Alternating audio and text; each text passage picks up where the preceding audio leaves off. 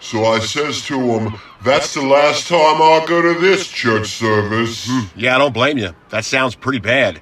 That reminds me of the time the woman fell in love with the priest. Fell in love with the priest? How do you mean? Well, she was crazy about him. What happened? She chased him all around the church and grabbed him by the organ. Oh, I hate you so much. Greetings! Hey, little creep, welcome back. Ahoy there, mates. Little creep just got back from summer vacation. He was taking a tour of Europe. So tell me, little creep, how was it? Oh, it was fantastic. Nothing short of magical. I saw the Leaning Tower of Pisa. I went to Stonehenge. I went to Venice. Oh, I saw all the things. Wow. It was so much fun. Italy was my favorite part. While I was there, I stopped by to see this famous cemetery. I couldn't wait to see it. A famous cemetery? Oh, yes. Very famous. Very popular, too. Why was it so popular? Well, I'm not sure, but people are just dying to get in. Somebody kill me again, please. Well, little creep, I'm glad you had fun on your summer vacation. But summer's over now, and that means one thing. That weird heat rash you have will finally go away? Well, I hope so. But I was thinking about, it's back to school time. Oh, man, I don't know why, but I hate hearing that. Yeah, me too. Even as an adult, I hate saying that. Back to school.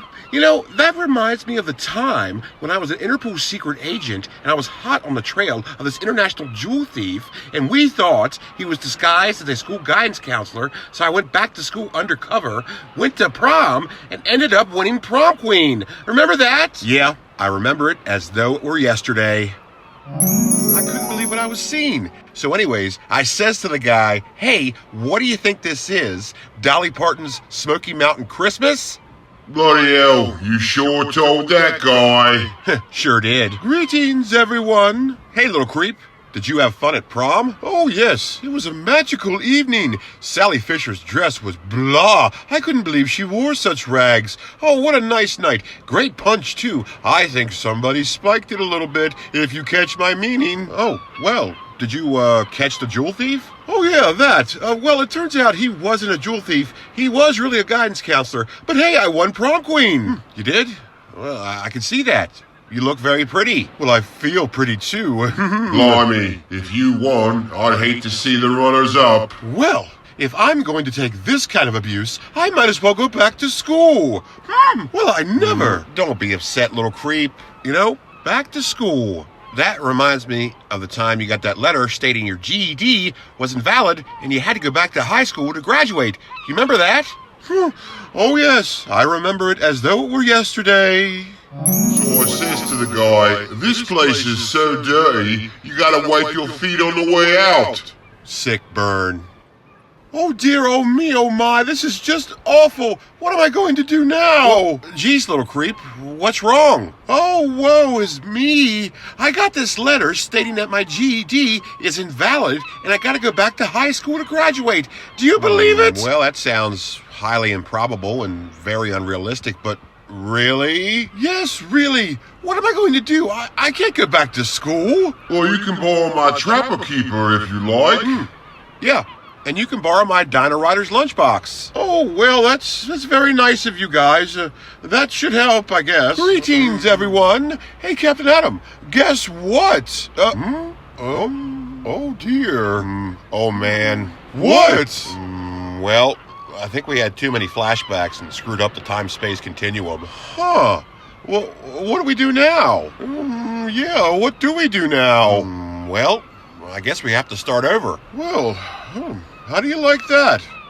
Isn't anyone going to compliment my dress? Oh, yeah, it looks very nice. Very dashing, I will say. Nice. Very handsome. Very nice. Nice Very indeed. nice. Very nice.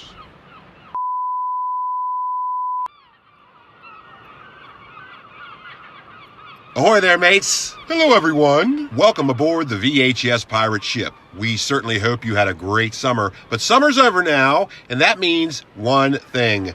Back to school time. Oh, good grief. Do I hate hearing that? Yeah, even as an adult, I hate saying that. It brings back the same emotions it did when I was a kid. A thought occurs. We might want to do an episode about school movies. I imagine there's quite a lot of them out there. That's not a bad idea. Let's ask VC Arnold. Hey, VC Arnold. VC Arnold activated, standing by. Hello, VC Arnold. I hope you had a great summer. I know we sure did. We missed you very much, and we're back in action now. So tell me, what can you tell us about back-to-school movies or school movies in general?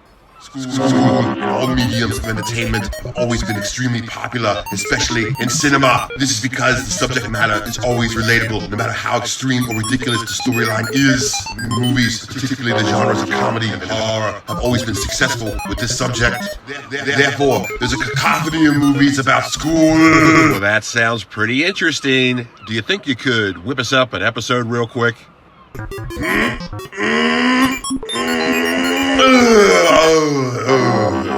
All right, thanks. Well, why is it wet? Anyways, mates, it's time we had an adventure that had a lot of class. So sit back, relax, and enjoy the Captain Adams VHS pirate ship Back to School special.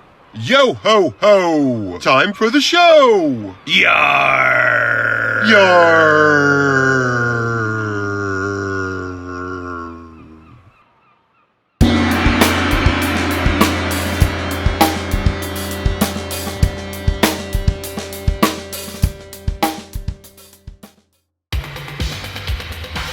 Hey kids, grab your book bags and trapper keepers, it's back to school time! Back to school time! Back to school time! Back to school time! Never before has any phrase been uttered by mankind that would instill such fear and dread into the hearts of children. A waking nightmare that would exemplify the exact definition of woe and loathing. Yes, back to school time. Quite possibly the worst and most emotionally painful time of year for a kid. And oh man, even saying that phrase as an adult fills me with dread. As a kid, it was a terrible time of year. I mean, you just spent the past couple of months doing whatever you wanted, which was pretty much nothing, to going to a place you didn't want to be with a very rigorous schedule surrounded by people you hated and people who hated you. Now, of course, everyone's personal school experience varies, but for the most part, nobody wanted to go back to school. It's sort of hard to say that whether it was the fact of going back to school or the fact that the summer was over. Which one was more depressing? I couldn't tell you. I like to think it was a little concoction of both. Well, really, one means the other no matter how you slice it, and the end of summer is just always depressing. And there really is nothing in the world of entertainment that represented this emotional response to the end of summer more perfectly than the Nickelodeon special, The Adventures of Pete and Pete, What We Did on Our Summer Vacation, which first aired on Nickelodeon September 8th, 1991, and quickly became tattooed on everyone's souls. Yeah, this was an immediate hit and still continues to be a hit. Everybody loves this, mainly because it speaks directly to our emotions concerning being a kid and the ending of summer. It was very relatable, and it's still very relatable because the ending of summer sucks no matter what age you are. Though it is rather funny and delightful, this special does sort of have a depressing undertone because, and I'm not sure how they did it, they accurately captured the feeling of loss that comes with the end of summer. The Adventures of Pete and Pete began life as a series of serial shorts that served as bumpers in between other Nickelodeon programming. And these shorts would become so popular that they would eventually give way to a series of the Adventures of Pete and Pete full-length specials, just like What We Did on Our Summer Vacation. And these specials would be so successful, The Adventures of Pete and Pete would eventually have its own show, spanning 3 seasons with a total of 34 episodes. But it could be said that none of these shows had the same emotional response as What We Did on Our Summer Vacation. Though the show was very successful in its own regard, they really captured lightning in a bottle with that end of summer special. Despite this special's popularity, it wouldn't be released on VHS until 3 years after its initial airing. Yeah, it was released on a compilation VHS in 1994 by Sony Wonder, which is a division of Sony Music, which is a division of Sony, if you couldn't figure that out. Nowadays, this tape isn't that easy to find, and it's rather expensive. I mean, this would be cool to have and all, but $75? I have a hard time thinking anything is worth $75, especially not something I could just watch on YouTube for free. So The Adventures of Pete and Pete, What We Did on Our Summer Vacation, captures perfectly the feeling of loss of the end of summer, but oddly enough, It doesn't mention going back to school really at all. And you think they would have, considering the two go hand in hand, but then again, it was a program geared towards kids, so they more than likely did not want to paint going back to school in a negative light, because reality already did a fine job of that. So the Adventures of Pete and Pete, What We Did on Our Summer Vacation, shied away from the negativity surrounding going back to school, but the world of movies certainly did not. More specifically, the movie genres of comedy and horror, which is pretty fitting because the school system is a joke and a horror story. And today, we're going to take a look at some movies that depicted school in a not so positive and/or exaggerated way. So ready thyself for woe and dread, abandon all hope, and prepare for doom, because it's today's adventure, the Captain Adams VHS pirate ship Back to School Special.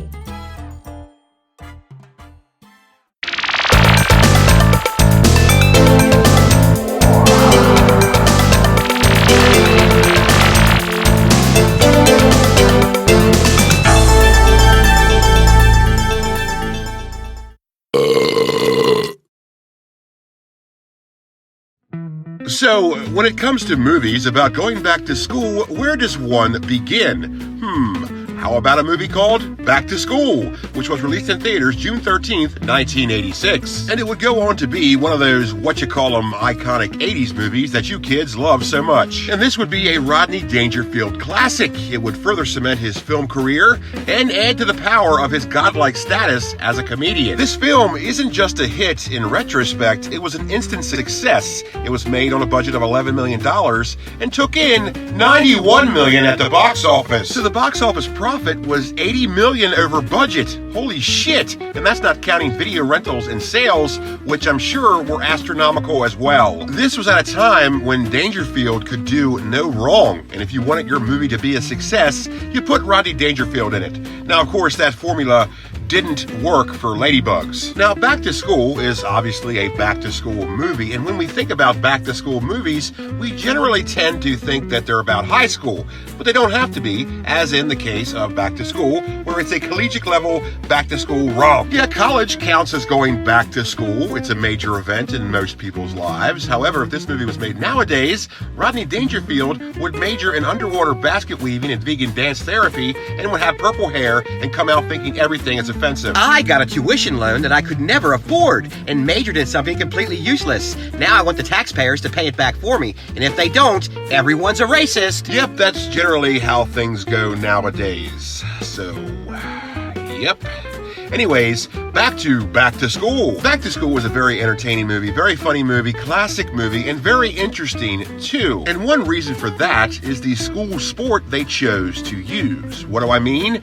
Well, usually when there's a movie about a school, a major part of the plot revolves around the school's big sports team and whatever form of sports ball that team is involved in, which is usually football or basketball. But in this case, it's a swim team, which is an odd choice and really something that was unheard of back then as well as today. I can't really think of any other movies that involve a school swim team, which makes this movie even more unique. And if there are any other movies that involve a school swim team, I don't really care. So the whole backbone of the plot is interesting and certainly different, but the cast is very interesting too. Besides Rodney Dangerfield, this film also stars Keith Gordon, who the other movie he's best known for is Christine. And this movie stars the kid that played Johnny in The Karate Kid, William Zabka. Wait, that's his name?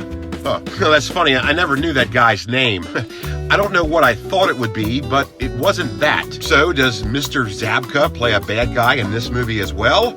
Well, his character in this film isn't really a bad guy, he's just sort of a dickhead. This film also stars a rather young Robert Downey Jr. Yes, long before he was Iron Man, long before his career really took off, he was in this movie. And by the way, did you know he was in Weird Science? I didn't know that. I guess I knew that, I just never really noticed. Back to School also stars Sam Kinison as one of the professors, in a role that was originally supposed to be for Jim Carrey, but later on, the producers would feel that Carrey was too young, and therefore would not be believable as a college-level professor. Now, I'm not entirely sure if Kinison is all that believable either, but he does a great job in this role. And it's a bit part, but this movie really wouldn't be the same without him. This film also features Adrian Boobs Barbeau, Ned Beatty, and Kurt Vonnegut has a cameo as himself, and that is just something you don't see every day. Now, Back to School is usually when all of us figured out that Danny Elfman was in Oingo Boingo. Yes, Danny Elfman, the famed film composer, was in the 80s new wave band Oingo Boingo. Now, you might have known that before, but I didn't know that till recently. Why do I bring that up? Well, because Oingo Boingo is in this movie, and so is Danny Elfman, and Danny Elfman even does the musical score for it, which is surprising because it's not a Tim Burton movie. Oh, I'm having fun. We're having fun here, aren't we, folks? Anyways, Back to School was released on VHS in 1986 by HBO Canon Home Video, or is it Canon HBO Home Video? No one has ever been able to tell me that. And HBO Canon Home Video, or Canon HBO Home Video, whatever the hell it is, was one of those VHS distributors that just could not use regular numbers when it came to dating their releases. Yeah, they were one of those distributors that used Roman numerals for some reason, in case you wanted to class up your copy of Back to School. I mean, it's fine if Caligula wanted to get into VHS collecting, but man, I hate when VHS distributors do this. 1986 was a pivotal year for HBO Video because that's the year they parted ways with Canon, which led to them re-releasing a lot of their titles in 86 under HBO Video. Titles that were once under HBO Canon Home Video or Canon HBO Home Video, whatever. And Back to School was no exception, as there are two 1986 VHS distributions. The HBO Canon Home Video distribution, or Canon HBO Home Video distribution, came in a white hard shell, which was common for their VHS distributions, and the HBO Video distribution comes in just a normal slipcase. Now, despite this movie's popularity, it wouldn't be released again on VHS until 1994 by Good Times Home Video. And it's curious that that distribution is harder to find today than the earlier distributions. Typically, it's the other way around. The 1986 distributions are rather easy to find and are currently going for some pretty cheap prices. Man, I should think an early distribution like that would be commanding a little bit more reverence in its pricing. So moving forward, when we think of the back-to-school/school genre within the world of entertainment, we typically tend to think of grade school shenanigans. But Back to School shows us that the same sort of shenanigans can take place in college as well, if not making for an even more entertaining backdrop for a story, and Back to School would not be the only 80s movie to do this. Which leads us to the next best-known movie in this genre, Revenge of the Nerds, which was released in theaters July 20th, 1984. And as far as 80s comedies go, this has to be at the top of the list. Definitely at least top 5. It was tremendously successful too. It was made on a budget of $6 million and took in $40 million at the box office. Clearly, it was a hit. And I like this movie and all, but it's one of those movies where you think you've seen, but when you watch it again, you realize that maybe you didn't see it. You know, there's a lot of stuff you just don't remember about the film, but you could have sworn you've seen it. Well, this is one of those movies to me, because I've watched this again recently, and man, there's a lot of stuff I forgot about, to the point where I was like, man, have I even seen this movie before? And if I did, was I sober? For instance, I forgot how vulgar this movie is, because it is very much so, and it really deserves that R rating. And of course, there's that part where the main character, Lewis, pretty much rapes a girl. Now, everything turns out okay, as much as it can, I guess, but still, this is something that would never fly nowadays. And I also forgot that John Goodman is in this, and he plays one of the bad guys, which is a little unheard of for him. And I discovered that the actor who portrays Lewis, you know, the guy I brought up earlier, the guy who's sort of a rapist, well, anyways, the actor who portrays him is Robert Carradine. Yeah, he's one of the Carradines. I guess I just never realized that before. How many kids did John Carradine have? I mean, geez, was he trying to start a basketball team? And another thing I never realized before, but Larry B. Scott, the actor who portrays Lamar, is also a member of Cobra Kai in the original Karate Kid. So here we have another college 80s movie that contains a Karate Kid cast member. So a movie that was such a box office bonanza that Revenge of the Nerds was destined to have a sequel. And it got one with Revenge of the Nerds 2, Nerds in Paradise, which was released in theaters July 10th, 1987. And this did pretty damn good. It was made on a budget of $10 million and took in $30 million at the box office. Well, successful monetarily at least, and then the reviews came in. Yeah, they weren't too good. This movie is generally regarded as not as funny as the original and sort of falls into the sequels always suck category. And I gotta tell you, I enjoyed this movie, but they're right, it's not as funny as the original. Certainly not as vulgar. Seems like they were going for a family-friendly atmosphere, as this only got a PG-13 rating rating, compare that to the hard R the first movie got, there's a stark difference. And you'll be glad to know that there's no rape scenes. So box office-wise, this film was successful, which proved that people wanted to see a Revenge of the Nerds sequel. But you know what nobody wanted? Another Revenge of the Nerds sequel that was a made-for-TV movie. But, wanted or not, that is exactly what we got, with Revenge of the Nerds 3, The Next Generation, which first aired on Fox July 13th, 1992. Now you might be asking, 92? Geez, isn't that a little late to rehash the Revenge of the Nerds series? Yes, it is! Yeah, no one really cared about this, but that didn't stop them from making Revenge of the Nerds 4, Nerds in Love. And yes, it's another made-for-TV movie. It first aired on Fox May 9th, 1994. And I really don't believe anyone even noticed. Now, Revenge of the Nerds is a pretty good movie, certainly deserved a sequel, but not 3 sequels. And if it's all the same to you, I'm not going to talk about those last 2 sequels. Just know that they were released on VHS, but you'll have to do your own research because I don't really care. Revenge of the Nerds would be released on VHS by CBS Fox Home Video in 1985, and CBS Fox Home Video would also release Revenge of the Nerds 2, Nerds in Paradise, in 1988. Both of these movies would be released again in 1996 as part of the 20th Century Fox Selections Collection. All of these distributions, including the last 2 sequels that I'm not talking about, are relatively easy to find today, at various prices, but the average seems to hover around $10. Not exactly cheap, but not exactly expensive. Now, the college/school genre of film does not stop with Back to School or Revenge of the Nerds. And the 80s would prove to have a bevy of such films in store for us, including one that was almost too smart for anyone's good. Not to mention the horror genre wanted to get in on the school shenanigan action. We'll talk about all of this and a lot more when we come back.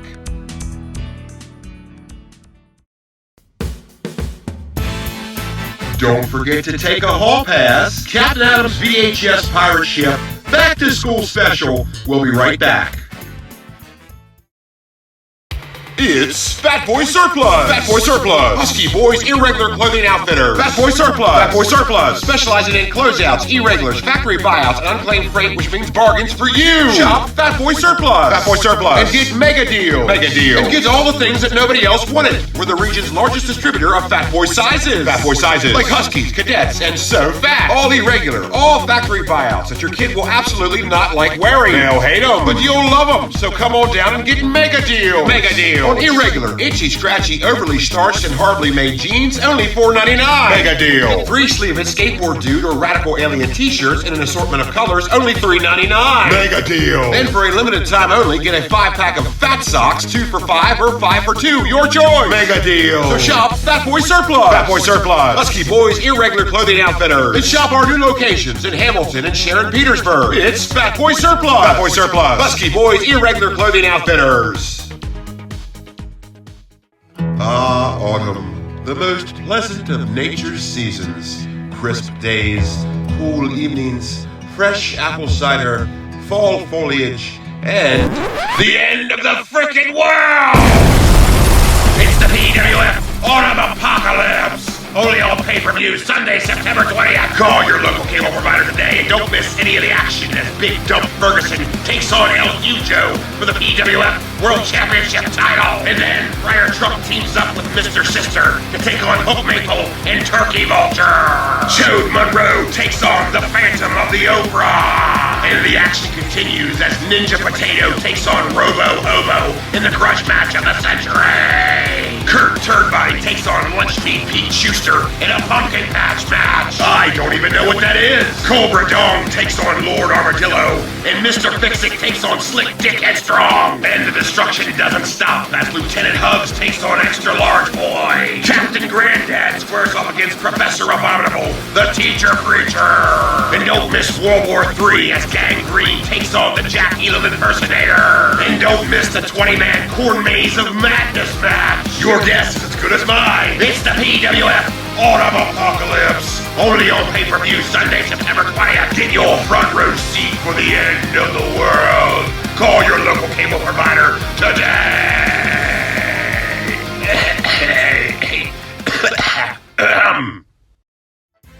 Settle down, class. Recess is over. We now return to Captain Adam's VHS pirate ship Back to School Special. So far on our little adventure, we've talked about Revenge of the Nerds and Back to School. Two movies that are pretty funny, two movies that are pretty smart, two movies that are pretty witty. But how about we talk about a movie that's real genius, with a movie called Real Genius, which was released in theaters August 7th, 1985. And this is a movie that's a classic now and well-loved by fans, but it almost wasn't. And that is because of the subject matter, which made it almost too intelligent for your average moviegoer. And I know that sounds really bad and demeaning, and I don't mean it to sound that way, but it's the truth. You see, this movie is not just an 80s college romp. No, it has to do with lasers and the physics surrounding them. And your average Joe moviegoer usually isn't that keen on such a science, meaning that this movie had a storyline that pretty much nobody really understood. I mean, it is a risky move to make a comedy that's about high physics, and anyone that doesn't have any kind of science degree more than likely wouldn't get it. And the physics and engineering aspects and all that jazz that are contained and mentioned in this movie and have a huge part to do with the plot apparently are rather accurate. I mean, not that I would know any difference. I don't know anything about this shit, but that's what I heard. And that is because director Martha Coolidge did not want to go into this project cold and wanted to have some sort of grasp on the subject matter. So she studied and researched and got advice from actual sciencey people. So she did her homework. So the science is pretty legit, not that most of us could tell, which made this movie almost too intelligent for its own good. But it was written in such a way that even though most of us did not understand what they were talking about, we were still able to enjoy it. But in all actuality, this movie was a little intimidating to anyone that wasn't a laser engineer. But it seems like everyone eventually got over that. Now, initially, this movie wasn't too much of a hit. It was made on a budget of $8 million and took in $13 million at the box office.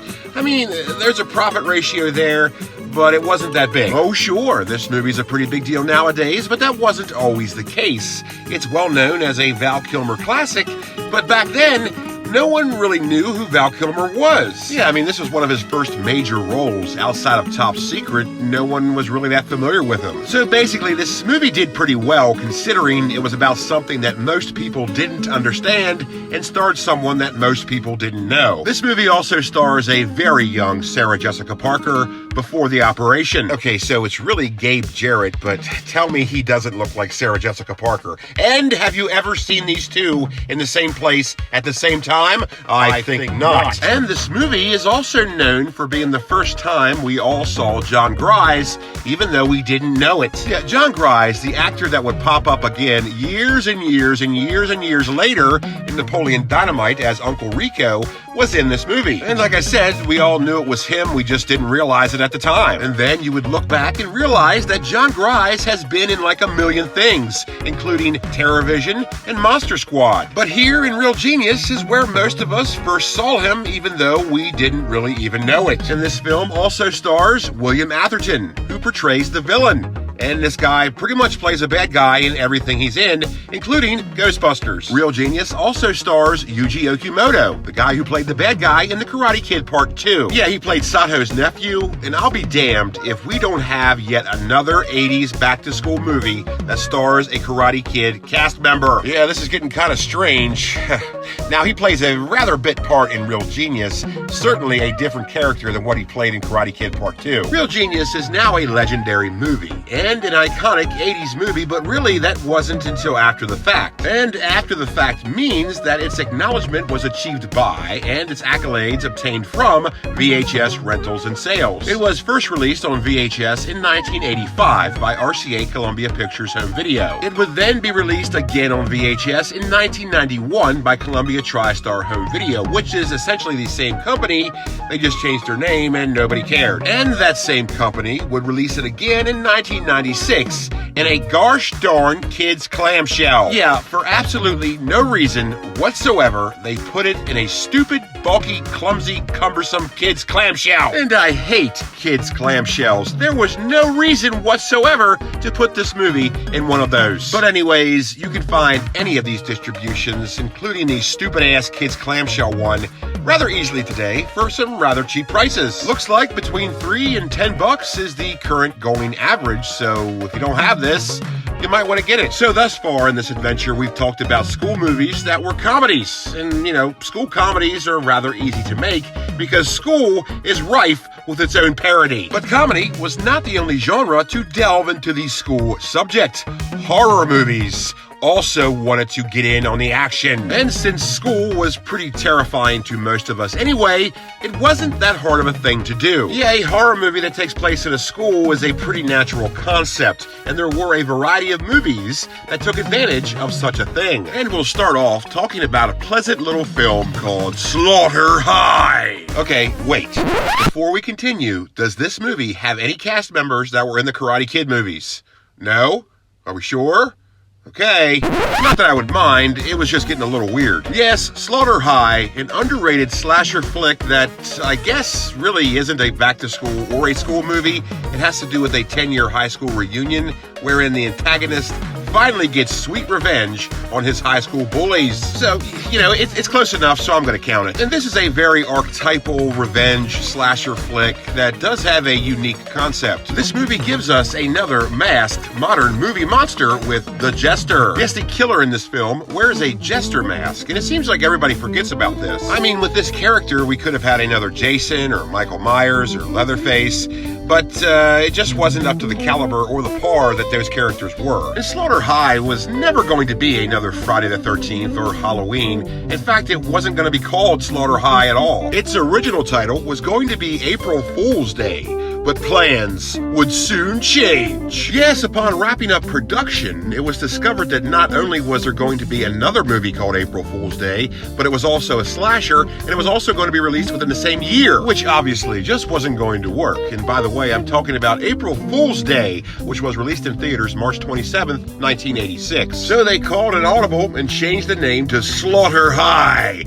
Sort of an uninspired title, but it gets the job done. Slaughter High would have very limited theatrical releases throughout the US and UK November 14th, 1986. But it would continue to have limited theatrical releases all the way up to the spring of '87, which is a rather unconventional theatrical debut, but this movie was primarily intended to go right to video. And to video, it did eventually go. It was released on VHS by Vestron Video in 1987. And Vestron Video would actually release this twice in '87. There was the R-rated version and then the unrated version. The difference between these two distributions would be the color of the slipcase. The R-rated version was red, the unrated version was black. And Vestron Video didn't produce a lot of these. I mean, movies like this back then were put on VHS primarily to be sold to video rental stores. They were available for private sale as well, but that was pretty much unheard of. And Vestron knew that they weren't going to be huge sellers, so they didn't make a lot of them. There weren't a lot of them back then, and there are even less of them now. So that must mean this VHS is hard to find and really expensive? You betcha! So hard to find, in fact, that currently, which is August of 2022, there is only one listing for a North American release with a starting bid of $15, and it appears to be a shitty ex-rental copy. And that's a pretty hard sell, so the only North American VHS release that's up for sale right now is one that probably no one wants. But there are a lot of other versions up for sale, but if you're in the US, you can't watch them. Basically, it's all PAL stuff. There's a Spanish version, a UK version, even an Australian version, and they're all up for sale at some pretty chunky prices. So this 1987 Vestron Video VHS distribution of Slaughter High appears to be the only North American release, so if you wanted it, good luck. Well, I say only North American distribution, but there were two different versions, but you know what I mean. Still, good luck all the same. And hey, look, there's a Betamax distribution currently going for $99, so that's good, right? Oh, and by the way, the Spanish version of this film was called El Dia de los Inocentes, which translates to the Day of the Innocent. That's a kind of a weird name. Bit of a stretch from Slaughter High. And this version has a subtitle of April Fool's Day, so they knew there was a movie called April Fool's Day, but didn't really give a shit apparently. So Slaughter High is a school-based slasher film, and slasher films with school backdrops would prove to be a rather popular thing, as there were quite a few films that took on that very concept, like Cutting Class, the the direct-to-video school slasher flick that stars a rather young Brad Pitt. Yes, you heard me correctly, it's direct-to-video, which would explain a lot of the negative critiques. Yeah, this is known for not being very good, but it's a pretty fun watch. It was released on VHS by Republic Pictures Home Video, July 17th, 1989. And Republic Pictures Home Video would release it again in 1995. Now, are either of these distributions hard to find today? No! Hell, I tripped over 4 of them just looking for one of them, meaning there are a lot of listings for these, almost too many listings. Far too many certainly for the price they're asking. The average goes for around 20 bucks. That's a lot for a pretty common VHS. I mean, what do you think you are? Dolly Parton's Smoky Mountain Christmas? Oh, and what is this? It's a damn PAL distribution of Cutting Class with Slaughter High's cover art on it.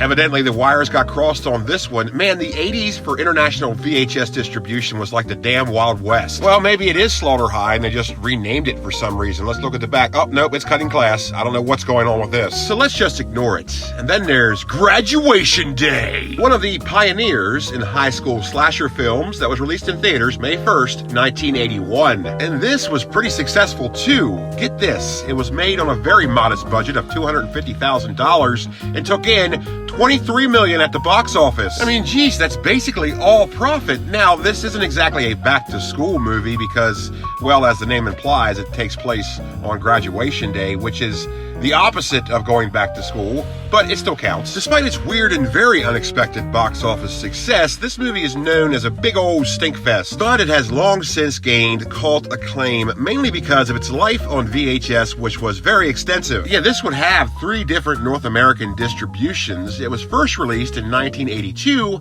by Columbia Pictures Home Entertainment. It was then released in 83 by RCA Columbia Pictures Home Video, which was the same company. It was just rebranded, so of course they re-released all their old titles, and nobody really cared. And having 2 separate VHS distributions of the same movie that are only a year apart has always boggled my mind. It would finally be released in 1992 by Good Times Home Video. Hard to find and expensive nowadays? Well, yes and no. The 92 distribution isn't that hard to find, but it's pretty expensive. The first 2 distributions? Yeah, good luck. Yeah, they're pretty much nowhere to be found. There is someone selling the box to the 82 distribution, in case you wanted that, and it's a rental box, meaning that it's the original sleeve, but they cut it up and destroyed it and crammed it into the clamshell, as rental copies were prone to do. And I want to know what happened to the cassette. How can you have the case but not the cassette? And why do you suppose someone would pay $20 for this, let alone why do you suppose anybody would want this at all? It's a mystery.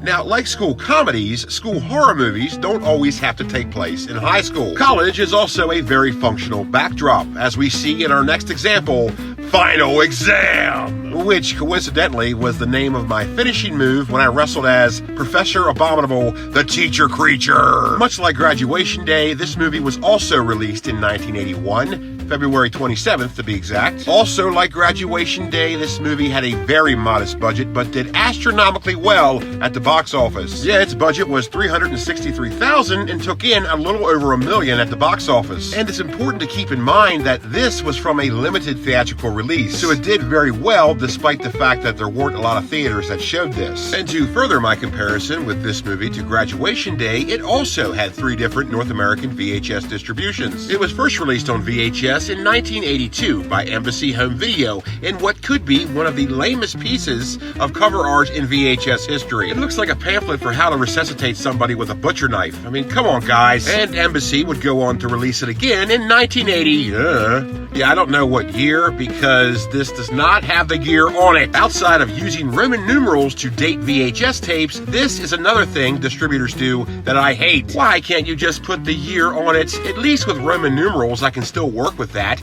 But this, I got nothing. Well, all my griping aside, this does have way better cover art, and we would see it again in 1992 when Embassy would re-release it with a co-distributor of Nelson Home Entertainment. And this distribution apparently doesn't exist anymore because there are currently no listings for it. Even the second distribution is pretty much discreto incognito. The only one that's relatively easy to find is the first distribution, and that's a dime a dozen. And by dime a dozen, I mean $75 for one. Yeah, there aren't too many listings for this, and it's really expensive. However, there is one listing for $40, but it's listed as Slaughter High. And I'm no expert, but you know how I can tell this is not a Slaughter High VHS? Well, the first clue is the fact that it doesn't say Slaughter High, it says Final Exam! Yeah, some of these sellers I just don't know about. Anyways, we've talked about school-based horror movies and school-based comedy movies, but how about some school-based horror comedy movies? Which, granted, is a pretty niche genre, but there are a few examples of this, perhaps the best being Student Bodies, which was released in theaters August 7th, 1981.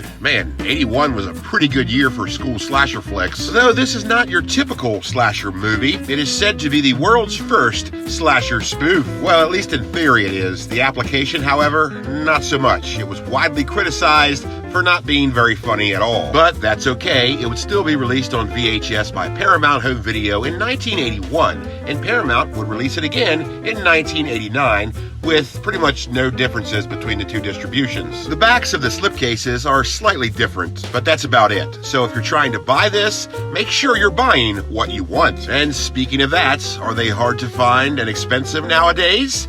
Well, they're not really hard to find, but at an average of $40, they are sort of expensive. Another good example of a school-based horror comedy would be Return to Horror High, which opened with a limited theatrical release January 9th, 1987. And I suppose that technically this movie really isn't a school-based horror comedy, because it has to do with a film crew making a documentary about murders that took place at a high school. So it kinda is a school-based horror comedy, and it kinda isn't, but I'm gonna count it. The concept was pretty interesting, the delivery was pretty well done, and this was rather warmly received. However, the budget to box office ratio didn't really reflect that. Yeah, it was made for $1 million and took in $1 million, so it broke even, which is pretty much the least you can hope for. But like I said, this had a limited theatrical release, which means it didn't have a wide distribution throughout theaters, so that's something to consider. It's only natural that you're not going to make a lot of box office profit if this wasn't in a lot of box offices. So all things considered, this did pretty well. This would be released on VHS in 1987 by New World Video, and it would be released again in 1995 by Star Maker Video. Either of these distributions are pretty hard to find nowadays, and they're very expensive. So this movie's called Return to Horror High.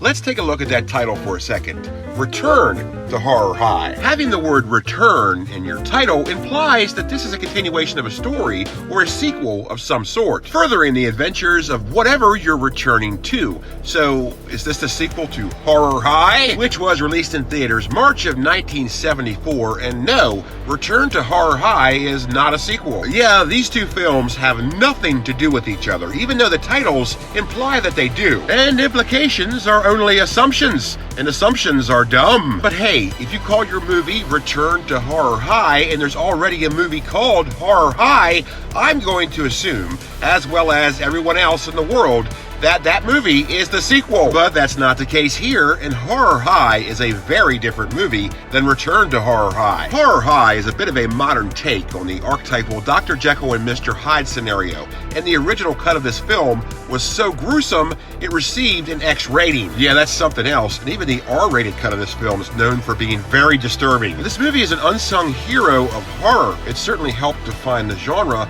and most certainly is a stunning example of early 70s horror movies. So what is the deal with this bad boy on VHS? Well, if you go searching for Horror High VHS, you're going to be disappointed, because that does not exist. Yes, somewhere along the line they changed this movie's title, and it was released on VHS as Twisted Brain. And this would have two separate North American VHS distributions, but once again, the distributors felt it necessary not to put the year on the tapes. So I don't know when these were released. All I know is they were from the 80s. It was released by VCI/United Home Video, and it was also released by Interglobal Home Video. And both of these distributions are pretty hard to find nowadays, as you might have guessed, and also, as you might have guessed, are outrageously expensive. Yeah, these are listed as some pretty upper echelon pricing. So, I mean, if you wanted this, if you have the money, Go for it. Man, I don't know, $250? That's a lot of money for a tape. Well, anyways, I really gotta start to wrap things up here, and there's a lot of stuff we didn't cover today, as the school genre in movies is a very expansive thing. Well, school is a huge subject. It was a big part in all of our lives, so naturally, there's going to be a lot of movies about it. Yeah, I mean, I didn't talk about Animal House, or Fast Times at Ridgemont High, Nukem High, Full Moon High, Rock and Roll High School Forever. Yes, there's still plenty of material I could talk about, but I just don't have the time. And if you've sat through this video for this long, then you need to be rewarded by it ending soon. I would hate for this to seem like detention to you, so I'm gonna call it quits right here. And honestly, there's enough stuff left over that I can make another episode about school movies, but maybe in the future. And you might be asking yourself, is he gonna be talking about prom movies like Carrie or the Prom Night series? Well, I totally was, but upon further research, I discovered that topic is pretty full as well. Yeah, there's a lot of meat on the bone when it comes to that topic, enough for its own episode. So be on the lookout for that this coming prom season as Captain Adam goes to the prom, coming May 2023. So in closing, school is a huge factor in everything. Whether you loved it, hated it, didn't mind it, or were just trying to get through it, it was still a huge part of your life. And the subject is thick with entertainment material, and the world of movies gave us lots to work with. Because it's something we can all relate to, whether it be comedies or drama or horror. If it's in school, we can relate to it pretty much directly no matter how outrageous the storyline is. It's always entertaining watching movies about school because we can sit back, relax, and take comfort in the fact that we don't have to go. Well, that about does it for today's adventure. Thank you very much for watching. I hope you enjoyed it. Be sure to hit subscribe, and I'll meet up with you on the playground. Take care out there, and I'll see you next time only on Captain Adam's VHS Pirate Ship.